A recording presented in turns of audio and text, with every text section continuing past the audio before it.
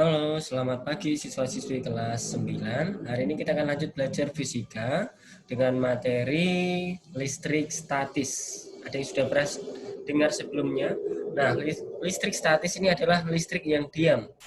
Ada satu lagi yang namanya listrik dinamis. Kalau listrik dinamis itu adalah yang menghasilkan aliran listrik. Dinamis artinya bergerak, kalau statis artinya diam. Kalau dinamis tadi contohnya adalah listrik yang dari PLN, dari dinamo, seperti itu ya. Nah, dalam pembelajaran ini diharapkan siswa mampu memahami materi muatan listrik untuk memahami gejala-gejala listrik, statis, serta kaitannya dalam kehidupan sehari-hari. Kemudian, siswa mampu menunjukkan reaksi antar benda bermuatan listrik. Lalu, siswa mampu memahami materi hukum Coulomb serta secara kuantitatif dan kualitatif. Nah, pengertiannya sudah Bapak jelaskan tadi di awal ya. Listrik statis mempelajari muatan listrik yang diam, listriknya yang diam pada suatu benda. Nah, pada dasarnya setiap benda itu dia kalau dipotong kecil-kecil sampai paling kecil itu yang paling kecil adalah ada yang namanya atom. Nah.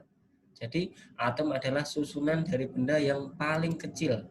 Susunan atom boleh kalian tengok di sini. Dia ada terdiri dari 3 bagian. Ada yang dinamakan elektron, yang tanda negatif ini warna hijau, ada yang dinamakan proton, yang positif ini, kemudian yang neutron yang tanda yang polos ini, putih polos ini namanya neutron. Oke. Muatan atom di sini dia muatannya netral karena terdiri dari 6 elektron dan 6 proton ya. Jadi dia muatannya netral. Kalau positifnya lebih banyak atau protonnya lebih banyak, dia nanti bermuatan positif. Sebaliknya kalau elektronnya banyak atau lebih banyak dari proton, dia akan bermuatan negatif. Seperti itu. Nah, sifat-sifat muatan listrik. Ada 2 sifat muatan listrik. Yang pertama adalah dua benda yang bermuatan listrik sejenis bila didekatkan akan saling tolak-menolak. Lalu, dua benda yang bermuatan beda jenis jika didekatkan akan saling tarik-menarik. Kalau sejenis tadi tolak-menolak, kalau beda jenis dia akan tarik-menarik. Hampir seperti magnet ya. Nah, peristiwa yang menghasilkan muatan listrik serta prosesnya. Oke, nah dalam kehidupan sehari-hari anak-anakku pasti sudah pernah ya mengalami seperti ini, mendekatkan balon pada rambut, nanti rambutnya akan tertarik ke atas, kemudian menggosokkan penggaris ke rambut, potongan plastik kecil atau kertas akan ikut tertarik juga. Inilah yang dinamakan contoh listrik statis ya anak-anak. Kenapa ini bisa terjadi? Nah, Bapak akan jelaskan melalui gambar. Oke, bentar ya, Nak.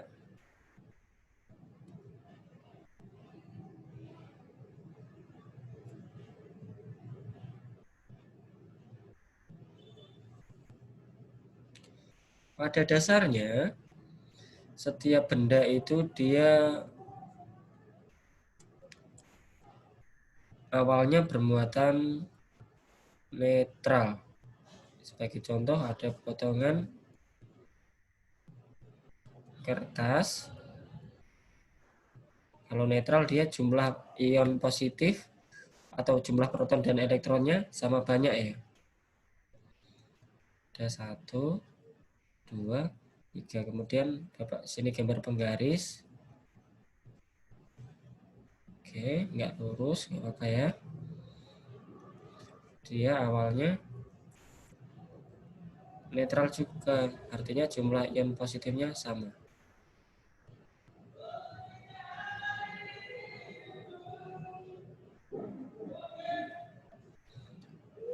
Satu, 3, 4, 5, 6. Ada 6. Nah, kenapa tadi bisa tarik menarik? Seperti ini. Nah, penggaris ini gambar Bapak beri keterangan penggaris, terus ini kertas ya. Ketika penggaris digosokkan pada rambut, maka terjadi gesekan. Gesekan itu yang mengakibatkan panas. Nah, dari panas itu akan membuat elektron. Elektron berada di mana tadi? Kalau di slide, kita kembali ke slide-nya.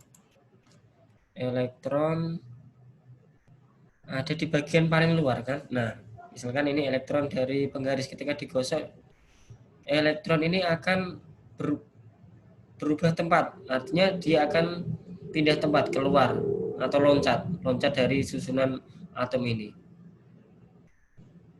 Ion proton dia susah untuk bergerak. Proton dan neutron itu susah untuk bergerak. Kalau elektron dia mudah untuk bergerak atau mudah keluar ya.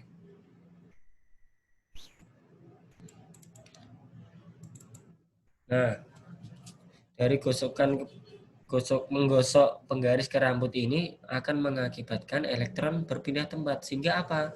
Sehingga penggaris bermuatan,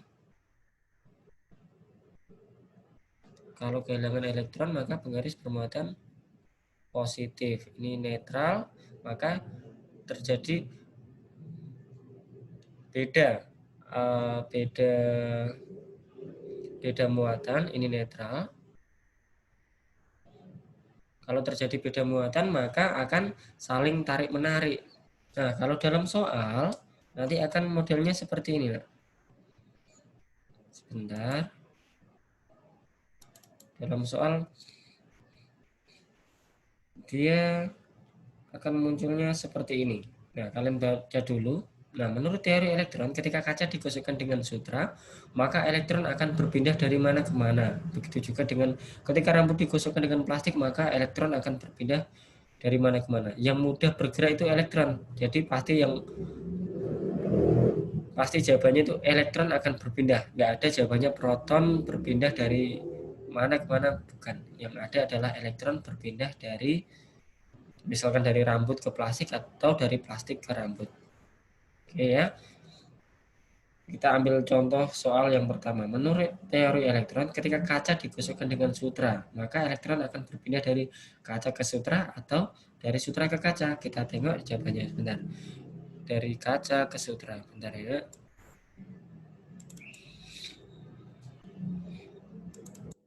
Oke, cara gampangnya di sini Bapak ada cara ringkasnya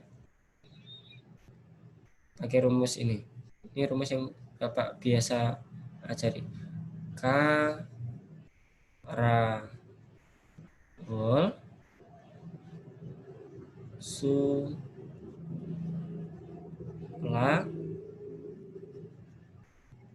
Ini apa ini? Perhatikan. K itu kependekan dari kaca. R itu rambut. Wol sutra. Plastik. Ini ebonit. Ebonit itu bahan campuran karet dengan belerang ya. Jadi ini cara cepatnya biar ketika ada soal kalian bisa. Nah, ini bagian kanan itu dia positif, bagian kiri itu dia negatif. Contoh soal yang pertama tadi, antara kaca, yang pertama tadi apa ya, Nak? Kita tengok ya. Antara kaca dengan sutra, kaca sutra. Yang kedua, rambut dengan plastik. Oke.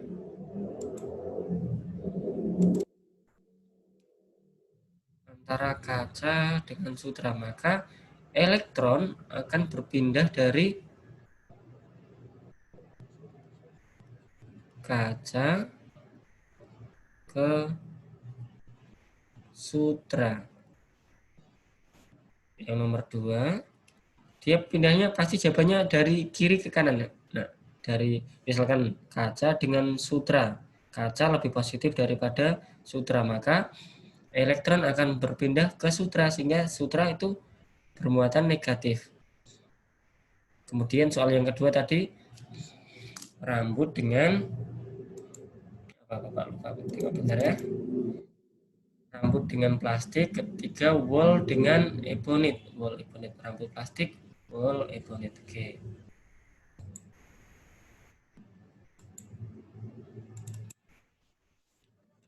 Dari